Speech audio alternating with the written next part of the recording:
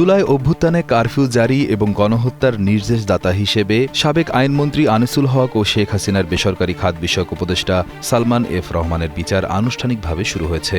গত ১২ জানুয়ারি সোমবার আন্তর্জাতিক অপরাধ ট্রাইব্যুনাল একে এই দুই হেভিওয়েট আসামির বিরুদ্ধে ৫টি সুনির্দিষ্ট অভিযোগ গঠন করে বিচার শুরুর আদেশ দেন। অভিযোগ গঠনের পর ট্রাইব্যুনাল সদস্য শফিউল আলম মাহমুদ যখন আসামিদের কাছে জানতে চান তারা দোষী কিনা, তখন কাঠগড়ায় দাঁড়িয়ে সালমান এফ রহমান এবং আনিসুল হক দুজনেই নিজেদেরকে নির্দোষ দাবি করেন এবং ট্রাইব্যুনালের কাছে ন্যায় বিচার প্রার্থনা করেন।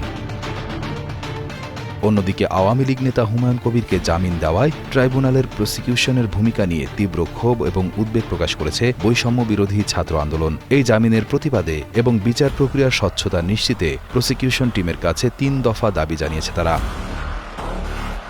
আন্দোলনের সমন্বয়কারীরা সাফ জানিয়েছেন, কোনো অপরাধীর ক্ষেত্রেই শিথিলতা প্রদর্শন মেনে নেওয়া হবে না।